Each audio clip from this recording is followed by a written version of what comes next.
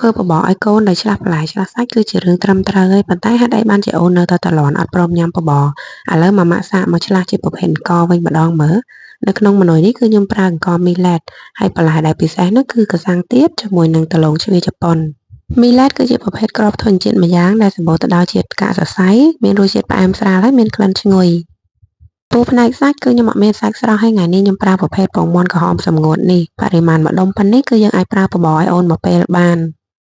ចំណែកគ្រឿងទេសបន្ថែមក្រៅពីបន្លែហើយនិងសាច់គឺខ្ញុំប្រើម្សៅប្រូតេអ៊ីនដែលសម្បូរទៅដោយវីតាមីនអឺជួយដល់ខួរក្បាលជួយដល់ប្រព័ន្ធរំលាយអាហារនិងជួយដល់ប្រព័ន្ធភាពស៊ាំរបស់អូនឲ្យកាន់តែរឹងមាំឥឡូវយើងមកដឹងពីអត្ថប្រយោជន៍របស់បន្លែដែលយកមកចម្អិនបបរឲ្យកូននៅក្នុងថ្ងៃនេះចំពោះដំឡូងជ្វាគឺជាបន្លែដែលសម្បូរទៅដោយវីតាមីន A វីតាមីន B6 សម្បូរទៅដោយជាតិកាកសរសៃជួយសម្រួលដល់ប្រព័ន្ធរំលាយអាហាររបស់អូនហើយក៏ជួយឲ្យអូនឡើងគីឡូផងដែររីឯកាសាំងទៀបវិញគឺជារុក្ខជាតិប្រភេទឱសថដែលអាចព្យាបាលជំងឺរលាកស្រោមខួររលាកពោះវៀនហើយនិងរលាកផ្លូវដង្ហើមនិយាយទៅអត្ថប្រយោជន៍របស់កាសាំងទៀបនេះគឺល្អមែនតើបើសិនជាម៉ាក់មានមកផើងនៅក្រោយផ្ទះគិតថាញ៉ាំខ្លួនឯងវាតិចពេកអីអាចយកមកធ្វើបបរឲ្យកូនញ៉ាំបាន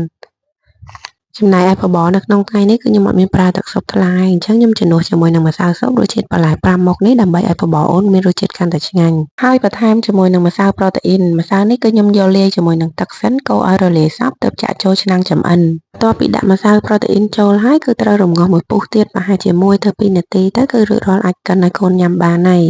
ហើយនេះគឺជាល្បាយសម្រាប់អូនចាប់ពីអាយុ6ខែបងត្រូវកិនឲ្យម៉ត់ហើយរាវនិងគ្រឿងទេសចុងក្រោយដែលម៉ាម៉ាក់មិនគួរភ្លេចប្រើឲ្យអូននោះគឺប្រេងអូលីវដើម្បីជួយប្រឆាំងជំងឺមហារីកជួយសម្រួលដល់កាពះពោះវៀននិងពិសេសជួយឲ្យអូនឡើងគីឡូ